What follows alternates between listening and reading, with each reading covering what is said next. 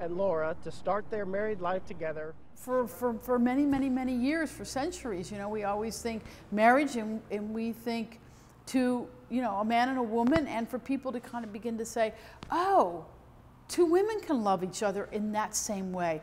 Oh, two men can love each other in that same way. And that's a paradigm shift for a lot of people.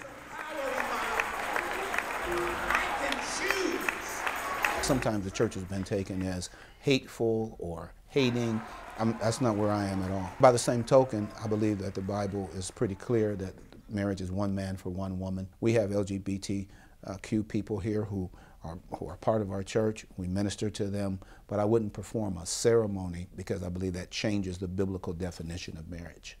The Supreme Court has legalized it. Well, then why shouldn't we do it? When you come to the divide of legality and spirituality, everything that some people, if it's legal, then it should be okay.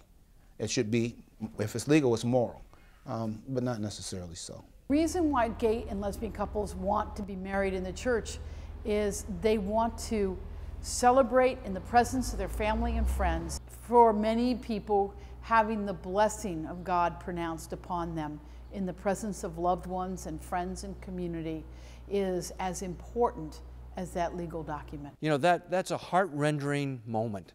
That's an emotional moment to have to say no. Doesn't mean that I don't weep inside, but it's something I simply cannot do. The biblical world had no sense of what we today think about as our sexuality, our sexual orientation.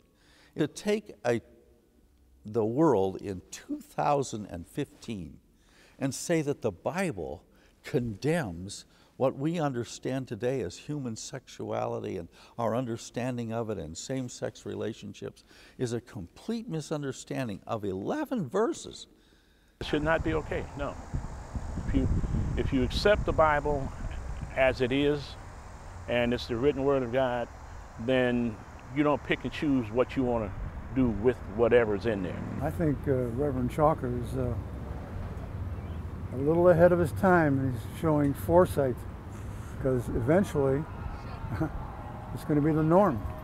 And I think he's very brave about doing that. In time, if your employment has certain rules, you shouldn't go against your employment. I mean, if anyone goes against your employment, you have consequences. So I'm gay, you know, so obviously I'm in support of somebody that will take a step and move forward. It's time people make a stand for the things they believe in, and you have to go above and beyond and break rules to make change happen. It's an individual decision every time when we stand up for justice and we know it's going to cost us something. I'm always open to continue to study, to continue to learn, and to continue conversation, because conversation, we learn things. Time brings about changes that sometimes we don't expect.